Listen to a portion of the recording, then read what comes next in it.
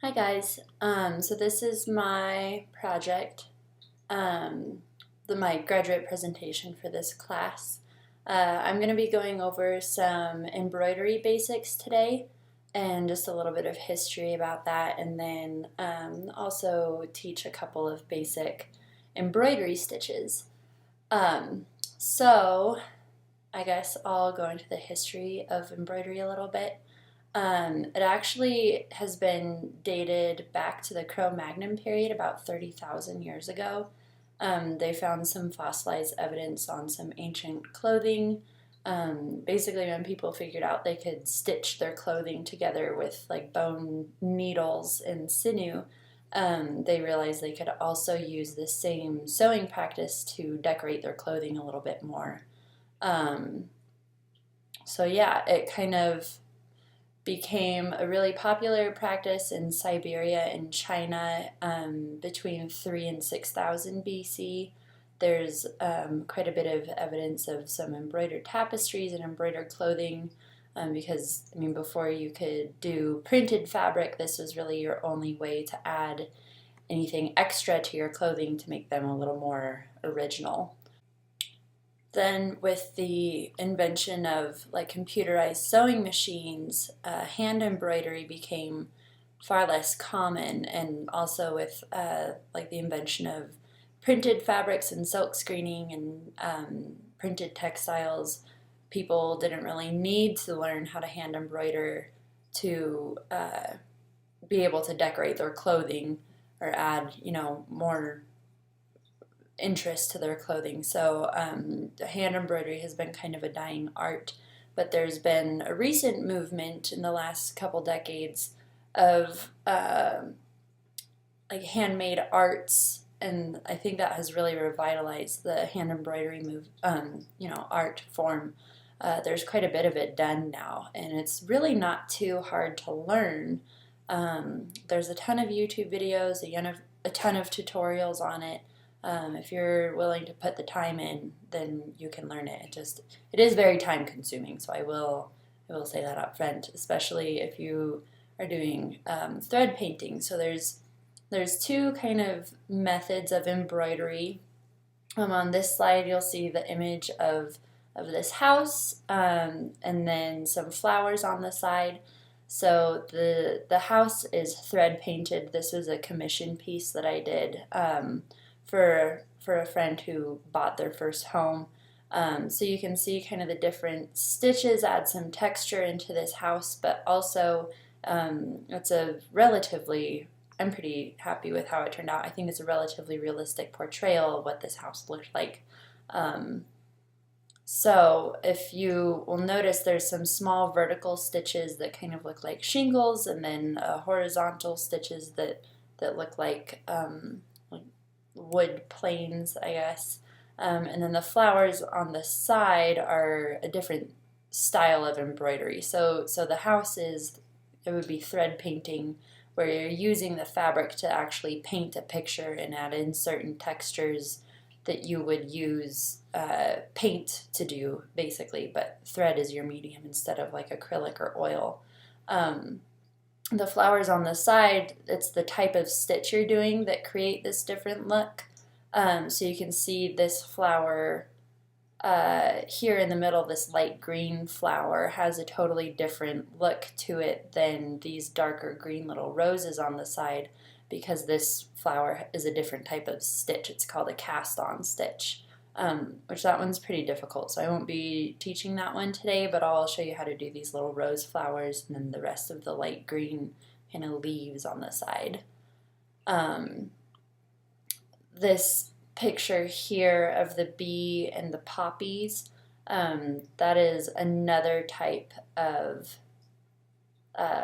embroidery here. So these purple flowers that look like thistle is called a Turkish stitch or a thistle stitch.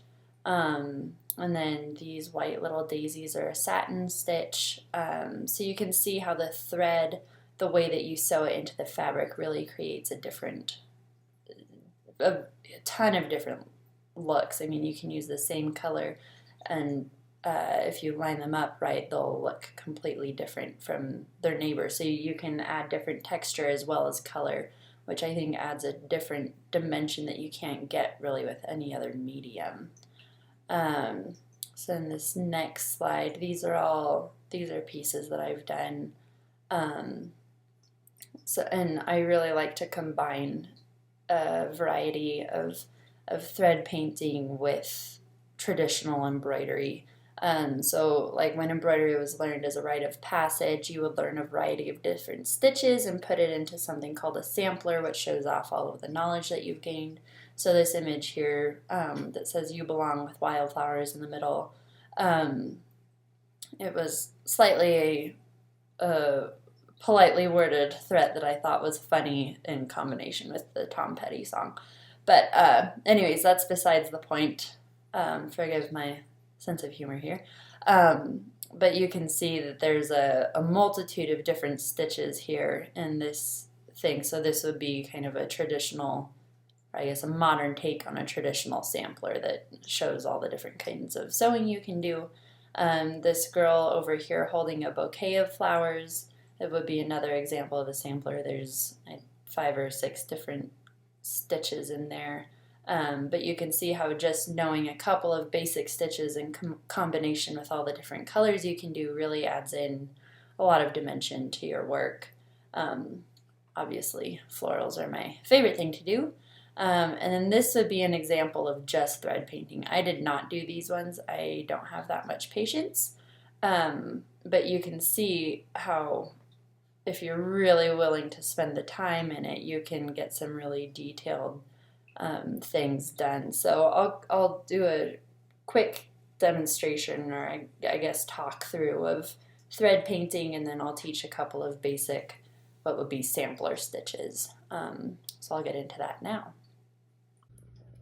So first I'll just go over the basic supplies you need to get started, like your choice of fabric and a hoop.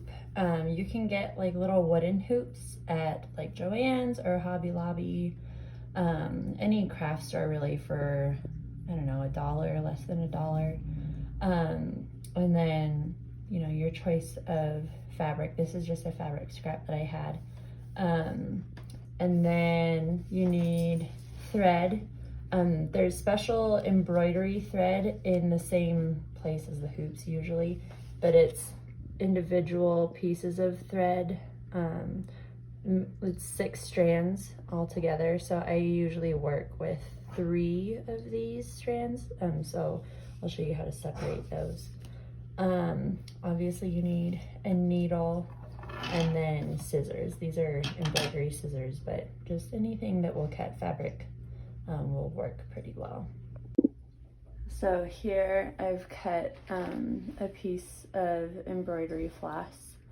I don't know if you can really see that, but you kind of run your fingers along it to get the thread separated and flat. And then I'm gonna go through and separate these in half. I like to work with 3 because the full 6 gets a little bulky and hard to work with. So after you've run your finger across it, you should just be able to pull it apart. And then I'm going to thread my needle, but I'm going to do that off camera because it's a pain. Okay, so now my needle is threaded. I'm going to go ahead and put a knot at the end here. And then I'll kind of just go over some basic stitches that are in almost every embroidery pattern. You can buy embroidery patterns online like Amazon or Etsy. There's some really good ones on Etsy that I like that I'll try and link at the end of the video. So once you have your knot at the end, I just did like a little double knot there. You go up through the fabric and back. So this one is called a back stitch, and this is used in a lot of like outlining work. You can just go up through the fabric, down, and if you've sewn it all, you've done this stitch, but maybe you didn't know the name. It's called a back stitch. And you just continue doing that. I'm not going to spend forever on this one because it's super basic. So this next stitch is called a split stitch, and this is what I use for most of my filler stitches, and I use it a lot in thread painting. So I'll show you an example of thread painting that I started yesterday. It's actually my project for this class. But to do a split stitch, you start it the same as a back stitch, and then you'll come up through that next stitch right here. So my needle is actually going through the floss right here. So there isn't like a clear break between the first stitch that you've done and the previous one. So when you're doing this for like a filler stitch, it makes a really nice, smooth texture that you can kind of manipulate in a variety of ways to give you a different kind of feel and look to it. But you can see in the back stitch, the distinction between each stitch is really obvious, whereas the split stitch, it looks a little more like a continuous line. And then of course you can like layer these up, and this is how I would do a filler, is just kind of do row by row of split stitch. And a filler is just, you know, filling in between lines, like with paint, but it takes longer with sewing. So if you do that enough, eventually you can fill up a pretty large space. And the more pieces of floss you have, the faster it goes. So instead of working with 3, if I had 6, it would basically be double this size. So if you're trying to fill a large area, the more floss you use is a good way to do that. This next stitch is a little bit more fun. This one's called a lazy daisy.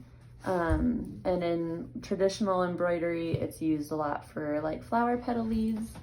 So you go, sorry for the rustling, my dog's in the background. You go up through the fabric, and then right next to it, you go through the fabric again. But you're not going to pull this all the way. I like to keep my thumb looped in. You're gonna come up, basically the length you want the fabric to be, that's the distance you'll put your needle up through the fabric, loop the thread over, and then pull. And it's called a lazy daisy because this little loop right here looks like a daisy petal. So you can, oh, sorry, go back. There we go. So I went back down through the fabric, and this is kind of going to anchor this loop into place right here. So if you were going to do a little daisy, you would do 5 of those. So I'll do it again here. Back down through the fabric, up at about the same distance as the last one you did. Pull the needle all the way through to the end of your thread here, and then I'm going back down through the fabric right over the edge of this loop here to anchor it in place. I'm just gonna make a daisy really quick so you can see what that would look like.